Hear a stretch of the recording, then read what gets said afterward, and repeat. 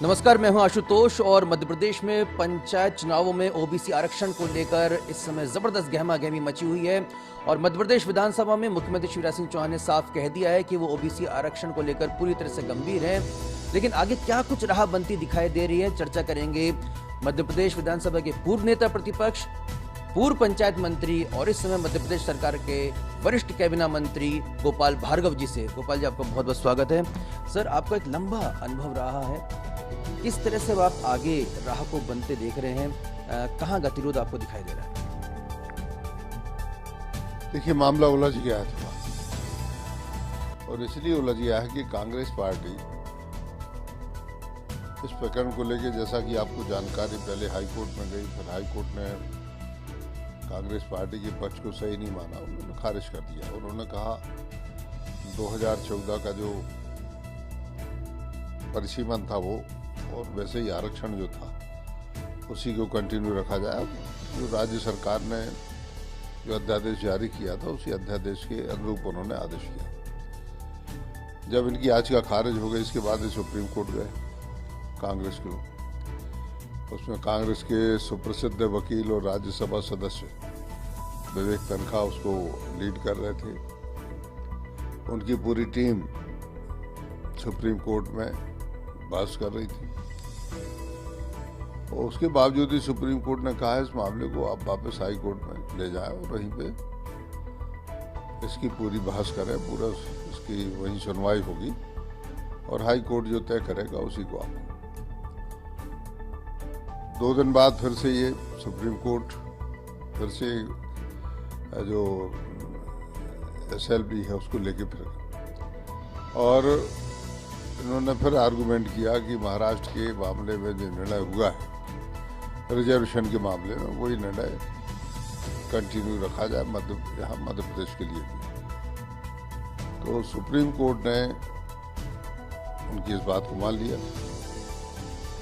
अब जब ये कहा जा रहा है कि आपके वकीलों ने प्लेड नहीं किया, आपके वकीलों ने चर्चा नहीं की, मुझे लगता है कि शायद सभी पक्ष, मैं बहुत निष्पक्ष बात कर रहा हूं, शायद कांग्रेस पार्टी के जो वकील थे वो भी इस बात को समझाने में असमर्थ रहे कि उनकी रिक्वेस्ट जो है वो परिसीमन और जो रिजर्वेशन है उसको लेके है। और जब ये स्थिति पैदा हुई कि उस बात को एक्सप्लेन नहीं कर पाए और इस कारण से ये स्थिति पैदा हुई।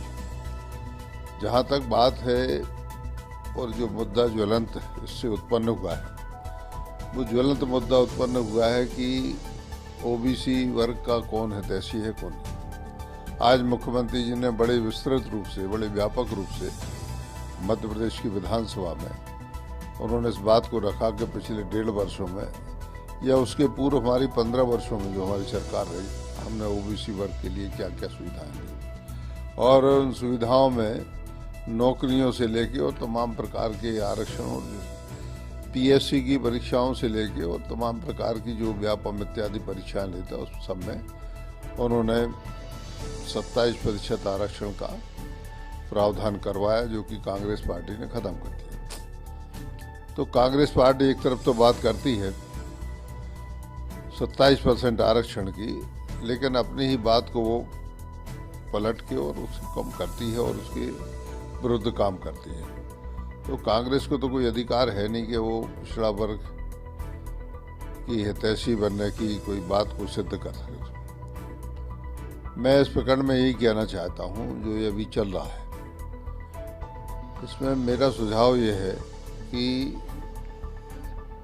जैसा कि आज बहस के दौरान दोनों पक्षों ने कहा कि हम सम्मिलित रूप से इसमें चलें, बात करें, तो मैं सोचता हूं कि यदि वास्तव में कांग्रेस पार्टी दिल से इस बात को कह रही हितैषी है, तो फिर कांग्रेस पार्टी को ये पहल करना चाहिए कि साहब हमारे वकील जो हैं विवेक तनखा जी, इन्होंने ये सब डिमांड नहीं की थी, ये रिक्वेस्ट नहीं की थी, ये प्रेयर नहीं की थी कि आप हमें ये रिलीफ दो, बल्कि उसका इंटरप्रिटेशन या उसको जो कुछ भी किया गया हो तो ऐसा ठीक नहीं किया गया। और इस बात से हम आपके पास में दोबारा आए हैं कि आरक्षण तो उतना ही रखा जाए, रोटेशन की जहाँ तक बात हो तो उसके बारे में न्यायालय निर्णय कर दे।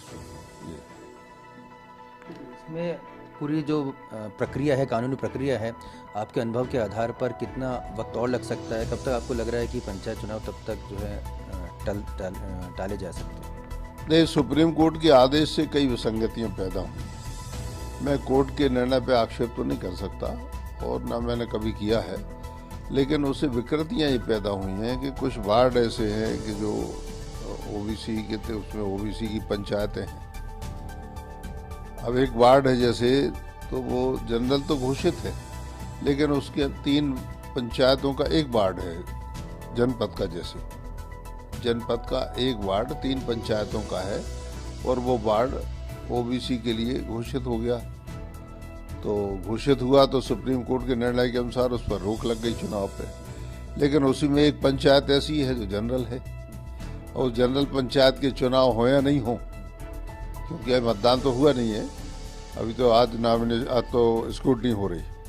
तो मैं मान के चलता हूँ कि बड़ी एक प्रकार से असमंजस की और बड़ी विकट स्थिति पैदा हुई, और इस कारण से समग्र रूप से विचार करना चाहिए कि अभी जो प्रक्रिया चल रही है, ये प्रक्रिया और अभी जो रुकी हुई उस प्रक्रिया, क्या दोनों साथ साथ चल सकती हैं? क्या मेरे विचार से संभव नहीं है।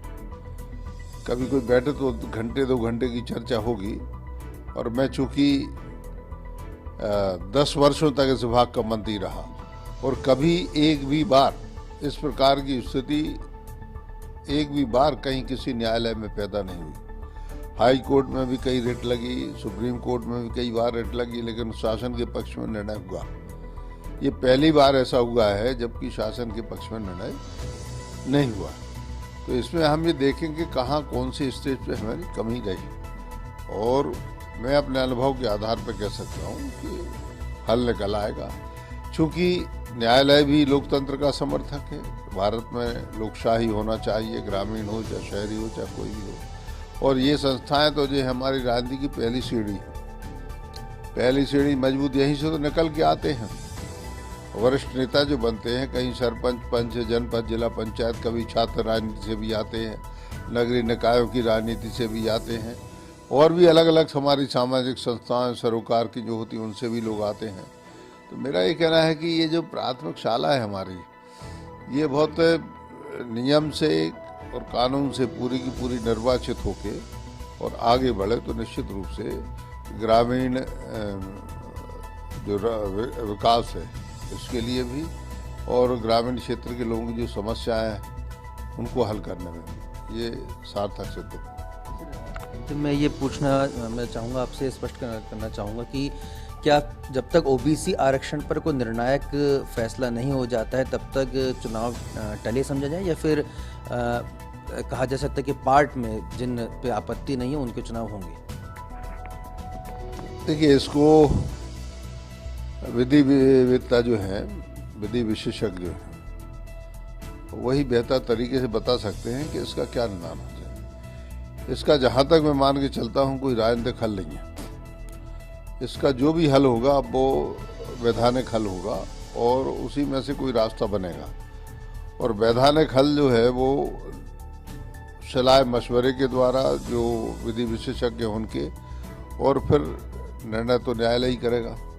तो मैं मान के चलता हूँ पहले एक राय हो जाए सभी की कि इसमें ये करना है, और इस तरह से जैसा कि आज विधानसभा की चर्चा में पुनः दोहरा रहा हूँ कि चर्चा में जो उद्भूत ये हुआ कि दोनों पक्ष से सहमत हैं। जब सहमत हैं तो फिर सभी को किस रूप में जाना चाहिए, क्या तर्क लेके जाना चाहिए, किस नियम के अंतर्गत जाना चाहिए, जिसको सुप्रीम कोर्ट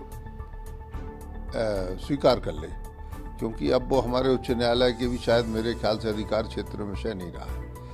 तो इस कारण से चर्चा करने के उपरांत जल्दी जल्दी जाना चाहिए ताकि असमंजस दूर हो। अब लोग हैं परेशान हैं, कई गरीब लोग लड़ते हैं, चुनाव में खर्च भी होता है, पैसा, सब बातें हैं। तो वो असमंजस की स्थिति रहेगी तो हमारा ग्रामीण क्षेत्र का पूरा जनमानस जो है वो एक प्रकार से बड़े संशय में और बड़े असमंजस में और बड़े एक प्रकार से मान के चलता हूँ कि वो अनिश्चय की स्थिति में रहेगा। गोपाल भार्गव जी साफ तौर पर बिना लाग लपेट के अपनी बात रख रहे हैं कि और बातचीत से ये भी साफ हो रहा है कि सरकार भी इस फैसले के लिए पूरी तरह से तैयार नहीं थी, चुनाव को लेकर काफी पूरी तरह से मुस्तैद थी, लेकिन जो फैसला सुप्रीम कोर्ट से है उससे असमंजस की स्थिति जरूर यहाँ पर पैदा हो गई है। और अब कांग्रेस और बीजेपी दोनों ही तालमेल बैठाकर एक बार फिर अगर सुप्रीम कोर्ट की तरफ जाती हैं तो फिर वहाँ देखना होगा कि किस तरह का फैसला आता है। और जिस तरह का अनुभव के आधार पर पंडित गोपाल भार्गव जी जो सबसे वरिष्ठ विधायकों में शुमार हैं, पूर्व पंचायत मंत्री, उनका साफ तौर पर कहना है कि उसके बाद ही ये स्थिति साफ हो पाएगी कि मध्य प्रदेश में पंचायत चुनाव कैसे और किस तरह से चुनाव आयोजित किए जा सकते हैं। कैमरामैन आनंद सुजाने के साथ Ashutosh, India First News, Bhopal.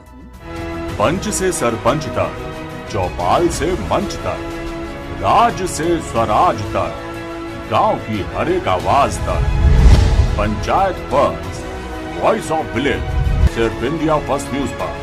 Subscribe करें इंडिया फर्स्ट .online।